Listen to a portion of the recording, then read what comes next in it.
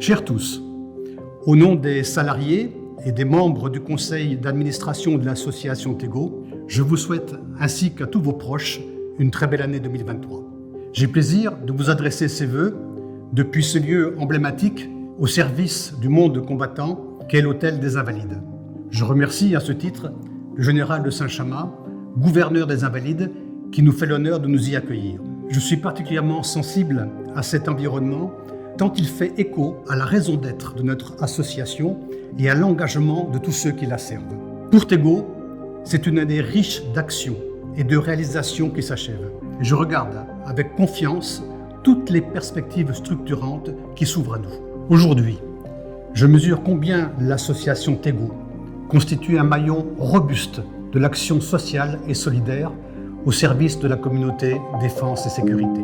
Fidèle à notre projet, à notre raison d'être, nous avons mené à bien nos missions en veillant toujours à incarner ce maillon à la croisée des chemins entre les mondes institutionnels, assurantiels et associatifs. Avec l'appui et grâce à l'expertise de nos partenaires assureurs, nous continuons ainsi d'agir au quotidien pour accompagner à chaque étape de leur vie celles et ceux qui s'engagent au service de notre pays.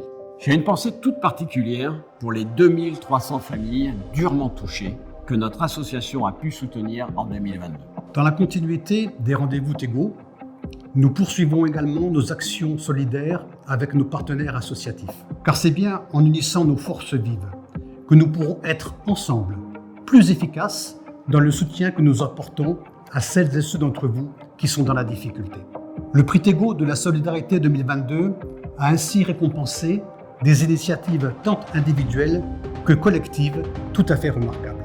Cette année, des attentes fortes de la communauté défense et sécurité ont été relayées auprès des pouvoirs publics et politiques, ce qui nous a permis de concrétiser des projets d'envergure. Je retiendrai notamment le partenariat conclu avec le ministère des Armées qui va permettre la construction d'une crèche en région toulonnaise.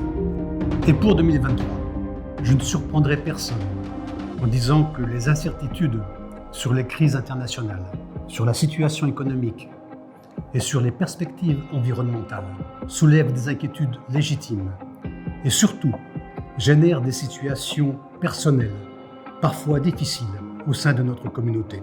C'est pourquoi je tiens à réaffirmer notre engagement à poursuivre notre modèle d'accompagnement social singulier sur la base des partenariats noués avec nos assureurs, avec les associations que nous soutenons et au travers de projets importants que vous découvrirez au cours de cette année. Nous continuerons, grâce à notre réseau de délégués Entraide, d'être présents sur le terrain et d'être au plus près de ceux qui connaissent des aléas de vie. Et en même temps, bien sûr, nous continuerons à dialoguer avec les travailleurs sociaux du ministère qui nous permettent d'identifier les situations et d'agir efficacement. Vous pourrez également compter sur l'association Tego, qui saura être au rendez-vous de la réforme sur la protection sociale complémentaire des militaires, des forces de sécurité et de leurs familles, dans une démarche d'ouverture et de dialogue. Enfin, je souhaite rappeler notre mobilisation auprès de la communauté défense et sécurité, engagée au quotidien sur le territoire national et sur les théâtres d'opérations extérieures.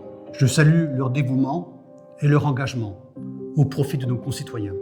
Je terminerai en vous adressant à nouveau mes meilleurs vœux de santé et de satisfaction tant personnelle que professionnelle pour cette nouvelle année 2023, que je vous souhaite emplie de sérénité et riche de réalisations.